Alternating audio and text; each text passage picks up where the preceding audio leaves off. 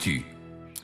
6h44 sur RMC. 3 nuits d'émeutes urbaines à Lyon, à la Duchère jeudi soir, à Rieux-la-Pape vendredi, à Bron samedi. Bonjour Grégory Joron. Bonjour. Vous êtes secrétaire général délégué du syndicat Police Unité SGP Police FO.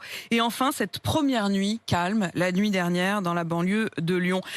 Qu'est-ce qui fait que ça s'est calmé? Est-ce que c'est les renforts policiers qui ont été envoyés? 200 policiers quand même? Oui, forcément, je pense que ça doit jouer un peu. Il y a un gros quadrillage sur le terrain. 200 policiers, ça fait 3 unités de force mobile. Donc ça permet quand même de couvrir et de quadriller, encore une fois, ces secteurs un peu compliqués à sécuriser, puisqu'ils sont faits de barres d'immeubles, de petites coursives, etc. Donc c'est toujours un peu difficile. Donc il faut du monde. Mais ça veut dire qu'en fait, le problème est un problème de moyens, un problème de nombre. Oui, alors après, on ne peut pas mettre une compagnie ou un escadron de gendarmerie mobile dans chaque quartier sensible de France, ça ne serait pas possible. Le problème ne vient pas de là. Le problème vient qu'il y a quand même une petite partie de délinquants qui agissent impunément depuis des années et qui pourrissent la vie de ces quartiers-là. Alors même si on y mettait du monde, de toute façon, à un moment donné, on aurait aussi des affrontements puisque le lien est totalement brisé avec cette partie de la jeunesse. Est-ce que ça empire ou est-ce qu'on a simplement le sentiment que ça empire ? Écoutez, la Duchère, ça me rappelait de vieux souvenirs. Déjà, il y a presque 20 ans, j'y ai passé quelques soirées, puisque des jeunes s'étaient vu refuser l'accès à une piscine municipale. Ils avaient jeté une voiture dans le grand bassin. Ça avait fait 3-4 nuits d'émeutes et on avait quadrillé le secteur déjà à l'époque. Donc, c'est pas une nouveauté. On a l'impression que ça accélère, c'est une réalité en ce moment. Et il y a un effet double des médias qui est pas non plus... Qu'est-ce que quand vous dites, je m'en souviens parce que j'y étais, vous faisiez partie de ces escadrons qui ont dû aller sur le terrain. Quand on est dans ces moments-là, dans ces nuits qui se succèdent d'affrontements, qu'est-ce qu'on ressent quand on est du côté des policiers ? Pas mal de frustration quand même, parce qu'en fait on court beaucoup pour pas grand-chose. Clairement, encore une fois, c'est des quartiers dont la topographie est extrêmement compliquée pour une action de police. Voilà, c'est difficile d'évoluer dedans, et on a affaire à souvent des gamins, malheureusement, des mineurs extrêmement mobiles, très rapides, et il faut des gros moyens pour pouvoir procéder souvent à des interpellations.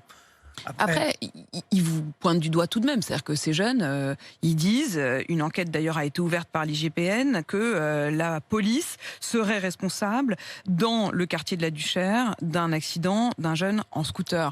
Il y a une autre enquête également du parquet, un mineur de 15 ans très gravement blessé en marge des incidents samedi soir. Qu'est-ce que vous répondez aussi à ces accusations contre vous ?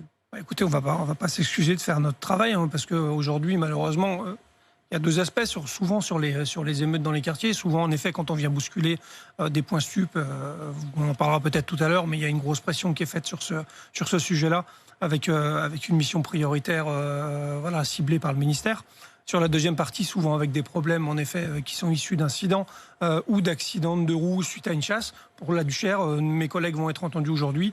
Alors, on se parle, il n'y a aucune raison de remettre en cause leur version, qui est ils ne sont pas contrôlés ni étaient en chasse contre...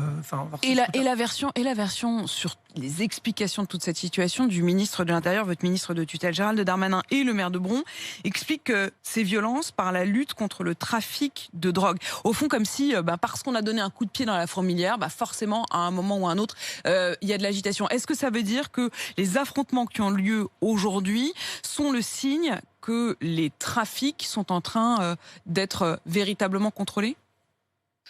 Il y a peut-être une partie de vérité à certains endroits. Vous avez l'air d'en douter. Je pense pas qu'à Poissy, par exemple, puisqu'il y a eu quelques jours, quelques soirées d'affrontements, ou en tout cas quelques épiphénomènes, cela venait d'une lutte exacerbée contre le trafic de stupes. Par exemple. Après, à d'autres endroits, oui, potentiellement, il y a des quartiers qui doivent se soulever parce qu'on secoue un peu l'économie parallèle. Mais 5 personnes en garde à vue, 4 mineurs présentés à un juge. Et maintenant, et c'est quoi la suite ? C'est-à-dire que là, oui, on a parlé des 200 policiers qui ont été envoyés en renfort. Est-ce que vous redoutez que quand eux s'en iront, eh bien, les violences reprennent ? Ça peut malheureusement arriver, mais à ce moment-là, on en renverra d'autres. C'est pour ça que c'est des forces mobiles. Je pense que la vraie question, c'est quoi la suite ? Je reprends l'exemple de Poissy parce que c'est assez parlant en termes de réponse pénale, parce que de toute façon, c'est le bout de la chaîne et il faut qu'on en parle aussi malheureusement. C'est le bout de la chaîne aussi et la difficulté quand on a affaire à des mineurs. Et Poissy, un exemple prégnant, l'équipage de CDI qui a été l'objet de cocktails Molotov a interpellé un individu, un gamin de 16 ans. Il a été au bout de 36 heures de garde à vue, laissé libre. est remis à ses parents avec une convocation devant l'officier de police judiciaire. C'est pas à la hauteur pour vous? Mais clairement non, mais enfin, je veux dire, c'est comme ça qu'on développe l'impunité. Quand vous parlez de frustration, vous parliez de frustration tout à l'heure en disant on court parfois pour pas grand-chose. Est-ce que ça aussi, c'est motif de frustration? Le sentiment que vous faites des arrestations et puis qu'il n'y a pas grand-chose derrière? Forcément, on a envie, enfin, je veux dire, on a quand même une certaine idée de la société et de l'utilité qu'on devrait avoir. Donc nous, le but du jeu, je schématise, c'est de mettre les délinquants, les criminels ou les voleurs en prison. Une fois qu'on les a arrêtés, de les mettre forcément à disposition de la justice. Et si malheureusement, de l'autre côté, la justice n'a pas les moyens d'aller au bout des choses, ça explique un peu le délitement qu'on connaît aujourd'hui. Le contraste des images entre quand même ces violences urbaines la nuit, sur lesquelles on vous sent en effet en difficulté, c'est le moins qu'on puisse dire, et puis les images qu'on a pu voir samedi de policiers qui étaient envoyés pour virer les jeunes qui prenaient du bon temps sur les quais de la Seine. Est-ce que vous n'avez pas le sentiment aujourd'hui d'être utilisé parfois pour des choses qui ne sont pas forcément utiles? On est des agents d'application. Voilà, donc c'est bête et méchant, quoi. C'est bête. Nous, on fait ce qu'on nous dit. C'est une réalité. C'est pas bête et méchant. C'est qu'à un moment donné, on est aux ordres de notre hiérarchie qui reçoit des ordres des préfets. Si on nous dit d'évacuer les quais de Seine, à partir du moment où l'ordre est légitime, légal et qu'il est donné par l'autorité qui est frustration là aussi. Frustration. Après, on est, je veux dire, on n'est pas doté, on est doté d'intelligence aussi normalement. Vous voyez, on sait un peu réfléchir. Donc après, chacun y mettra la lecture qu'il veut.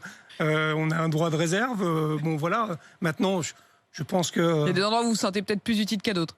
Évidemment, et des endroits où on sent plus à l'aise qu'à d'autres aussi.